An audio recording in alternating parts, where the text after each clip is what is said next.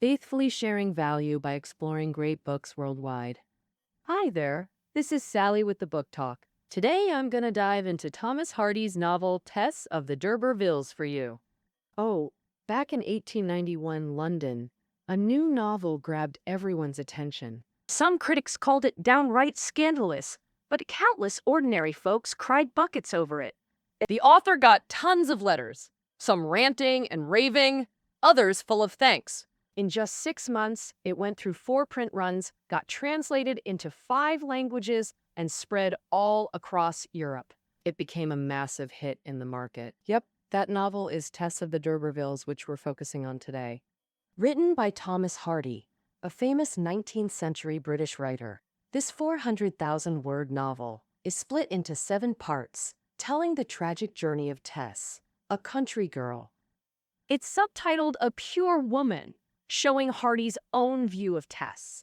In the Victorian era, Hardy's take was super radical. Tess loses her virginity and commits murder, but he defended her publicly and never wavered. So, what kind of woman was Tess really? How did Hardy shape her into a timeless literary icon? Next up, I'll give a quick rundown of the plot, then break down Tess's tragedy from social, personal, and fate angles as we explore this classic together. Simply put, Tess of the D'Urbervilles is the love tragedy of Tess, a farm girl. Born in the late 1800s in Wessex, England, Tess comes from the D'Urbervilles, once nobles, but the Industrial Revolution and fading feudalism sent them into decline. By Tess's time in the Victorian age, they were totally broke. Her parents were beekeepers, barely scraping by. But tragedy struck when Tess was moving hives at night. Their only horse got hit by a mail coach, leaving them in deep financial trouble with no way to sell honey. With no choice, Tess agreed to her parents' plan and set off to seek out relatives. It was less about family ties and more about climbing. They wanted her to cozy up to rich D'Urberville descendants, hoping she'd marry one to fix their money woes. But Tess refused to give herself away so carelessly and insisted on only working at her relative's place to earn a living. She never expected that Alec, the so-called young master of the D'Urbervilles, would covet Tess's innocence and beauty, setting traps step by step before ultimately raping her. Under the era's moral standards, losing her virginity subjected Tess to immense psychological pressure. She believed herself impure and unworthy of love. She fled alone to work at a dairy farm far from home. There, Tess met Angel Clare, a bourgeois young man, and they fell deeply in love, soon reaching marriage plans.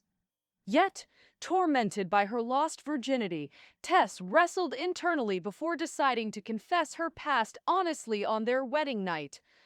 To her shock, upon hearing Tess's story, Claire showed no sympathy but raged at her impurity, then heartlessly abandoned her to pursue business in Brazil.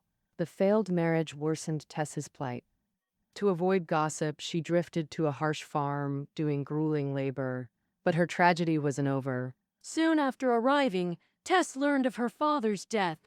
Her family's land and cottage were repossessed by the landlord, leaving them homeless. Seeing her siblings starve and freeze, a desperate Tess returned to Alec.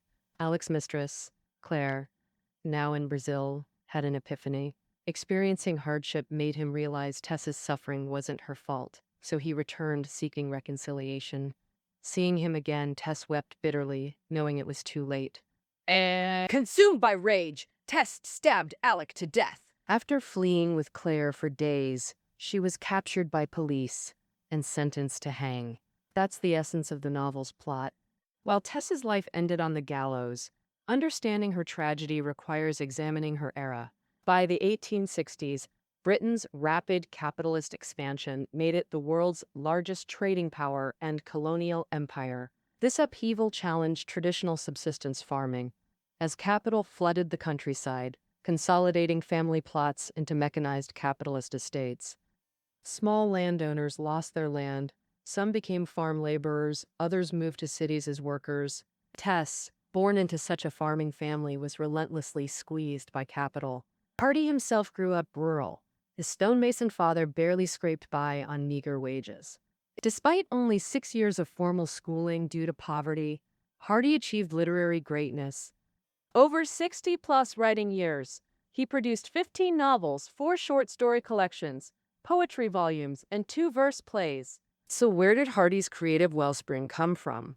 His heart always longed most for home, except for brief work stints. He spent his whole life in Dorset's countryside. So he reimagined Dorset as fictional Wessex, capturing southern England's rural transformation under capitalism in his famous Wessex novels. And Tess of the D'Urbervilles stands as that series' climax and finale. Here Hardy ditched lengthy pastoral descriptions to focus on human fate, exposing the vulnerable class's struggles.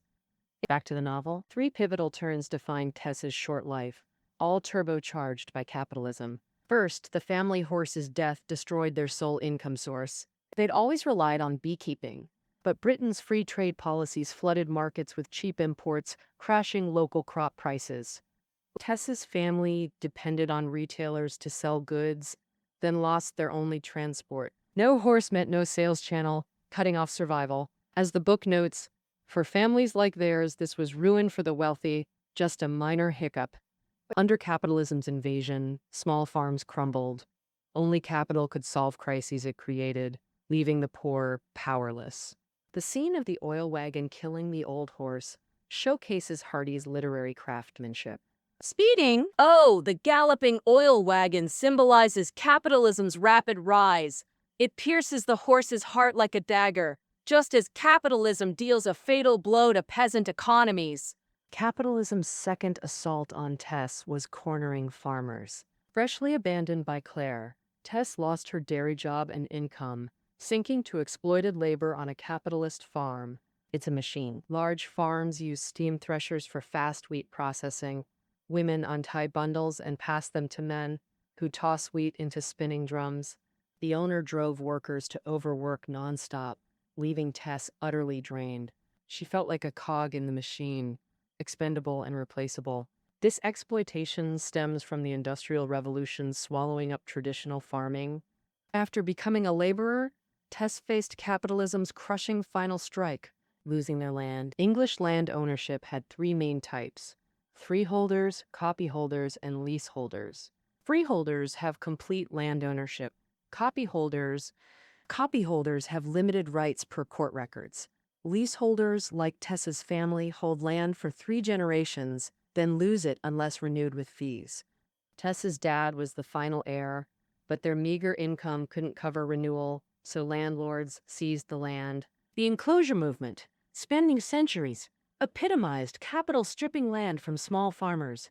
So Tess's family faced 2 paths: move to cities as workers or scrape by on farm labor.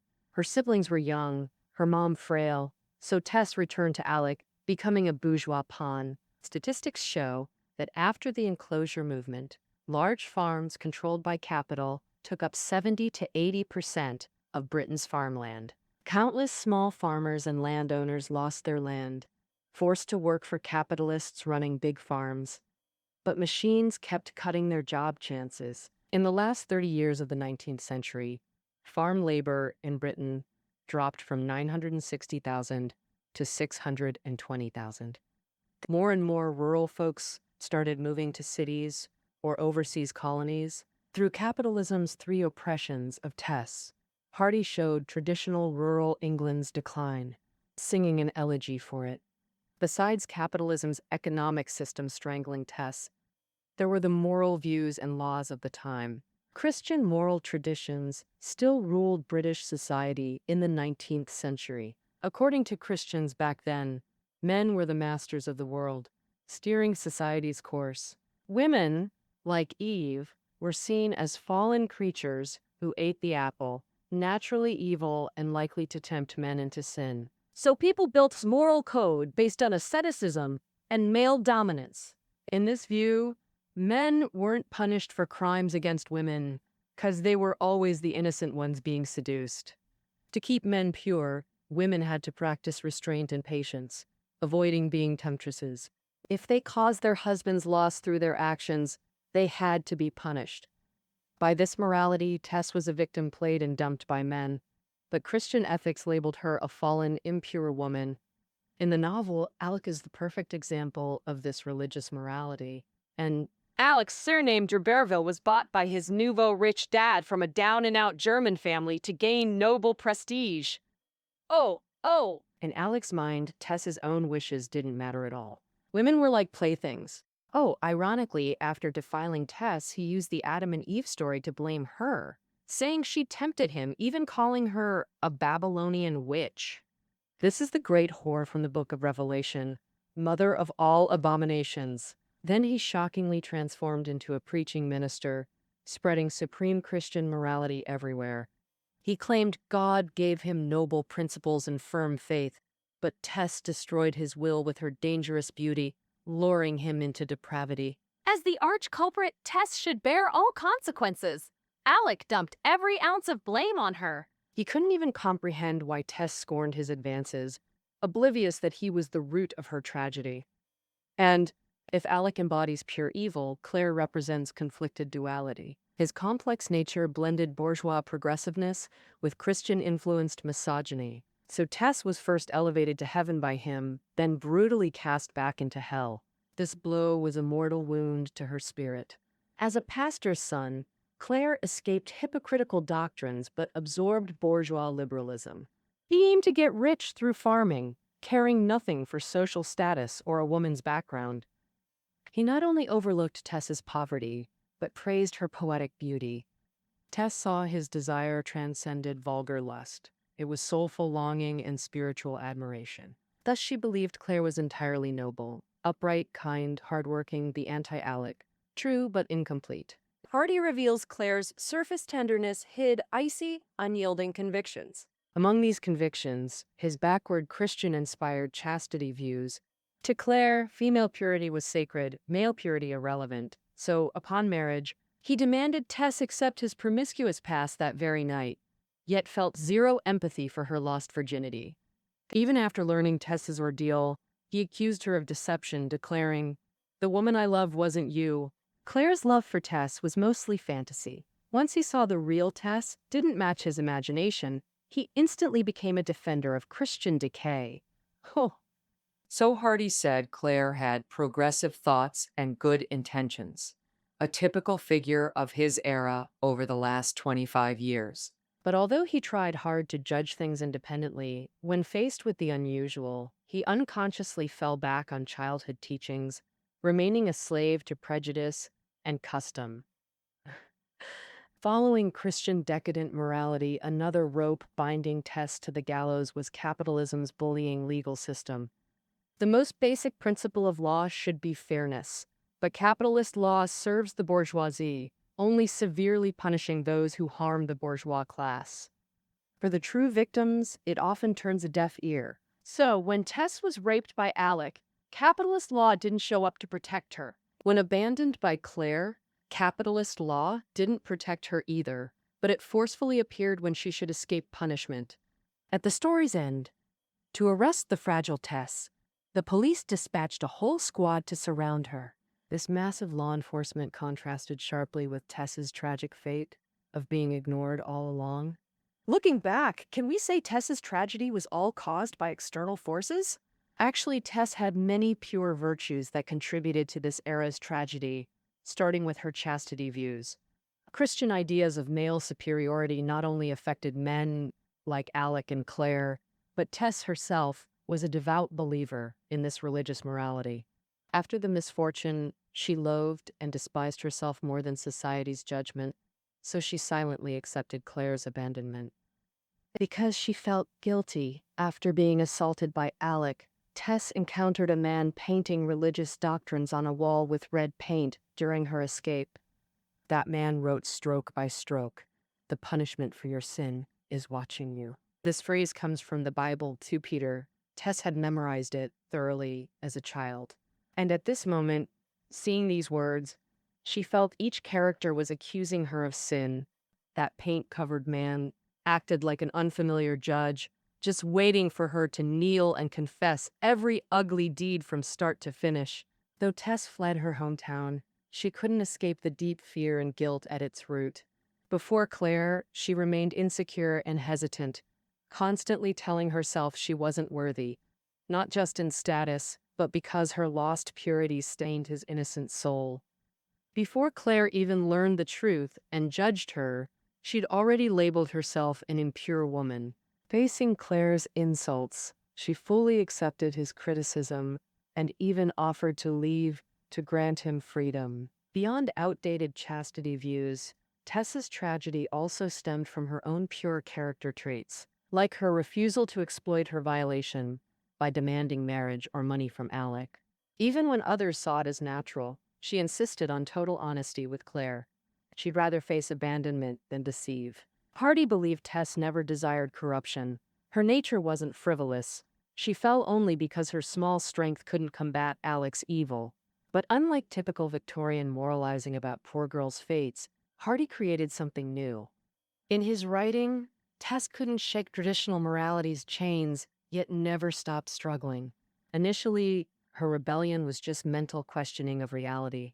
After Alec's assault, she instinctively accused him. "You tricked me! Used my trust!" She refused his family gifts too, knowing they'd shack her with Claire. Though powerless against society, hadn't her heart rebelled? She realized chastity shouldn't vanish when lost. It was a moral judgment, she once asked. Nature can renew itself, why can't virgin purity? Hadn't she hoped that without intent, or through atonement, she'd gain acceptance, like evil deeds redeemed by good? Then Tess began to reflect, analyzing who truly caused her violation, rejecting feudal Christian morality. She protested Claire's unfairness. "I was just a child when violated." Her lost purity wasn't her fault. She begged Claire's forgiveness. After drifting between farms post-abandonment, Tess mustered courage to write Claire. She declared, "I'm still the woman you fell for! Not some stranger you despise. What was my past since meeting you? It's completely erased." Rebelling against society and herself, Tess fought to break morality's chains. Her ultimate act of defiance, stabbing Alec, a strike against oppressive morality, accepting death calmly completed her rebellion. Hardy described her arrest. Waking to 16 officers, she stayed calm, expecting this. Standing, dusting herself off, she said, "I'm ready, let's go." This was a woman who'd seen through society and fate. Facing death, she shed guilt and pain, a rebel meeting destiny. Post-execution, Hardy wrote, "The president of the Immortals had ended his sport with Tess. Tess got no justice, yet her struggle moved millions. Her rebellious spirit made her an iconic 19th century literary figure." Hardy defied prejudice, subtitling the novel "A Pure Woman," declaring Tess morally and spiritually pure, contrasting Christian condemnation. This bold stance made Tess of the D'Urbervilles a lightning rod for Victorian moralists. They think Tess is just an exaggerated character Hardy made up to stir rebellion against all social rules. Actually, Hardy's subtitling it "A Pure Woman" wasn't just about criticizing religion. Tess's rebellion against patriarchal society made a lot of folks uneasy. And in the novel, Alec stands for patriarchal society. He's arrogant, looks down on women deep down, and after seeing Tess again, he harassed her nonstop. He threatened Tess, saying, "Remember, my lady, you never escaped my grasp before, and you won't escape it now. If you're gonna be a wife, you'll be my wife." Tess's revenge on Alec is basically women's desperate fight against patriarchal society. But it's the raw truth of this rebellious tragedy that really clicks with readers. Tess of the D'Urbervilles caught on in Europe because it tied into Britain's rising female consciousness since the 1800s. Hardy was super focused on women's rights. In 1890, he published Candor in English Fiction in the New Review, saying his biggest wish was for novelists to openly deal with men and women's natural places, where faith fits in men's and women's minds, and what everyone thinks but no one says out loud. In Tess of the D'Urbervilles, Hardy made that wish come true. With all the reasons at play, Tess's tragedy was basically set in stone. Fate. Every escape route for Tess was blocked, so her tragedy was total. Why did Hardy write such a complete tragedy? We gotta start with how his thinking changed. Hardy's early Wessex novels, like Under the Greenwood Tree and The Hand of Ethelberta, were full of comedy and poetic charm. But slowly, he realized traditional English rural virtues could be weaknesses for the vulnerable. so he started showing Wessex changes through tragedy. By publishing The Return of the Native in 1876, Hardy's tragic outlook was pretty much formed. He totally grasped that traditional rural England's decline was unstoppable. No matter how much he loved that simple country life, it was bound to vanish in capitalism's flood. So, he chose tragedy to show Wessex's upheaval. Two famous writers guided Hardy's tragic creations. The first was Shakespeare. Shakespeare, whom Hardy loved reading since childhood, and Ibsen, who greatly influenced late 19th century Britain. Hardy started reading Shakespeare's tragedies at age 12 and was deeply influenced. Unlike Greek tragedies blaming fate on gods, Shakespeare traced human tragedy to character flaws. In his works, Hamlet, Othello, Macbeth, and Lear all triggered tragedies by failing to control destructive emotions. Hardy noted agreement. Tragedy should arise from crises fueled by ordinary passions, prejudices, and ambitions. That's why his novels detail Tess's character so meticulously. Post-19th century, Ibsen's social dramas gained popularity in Britain.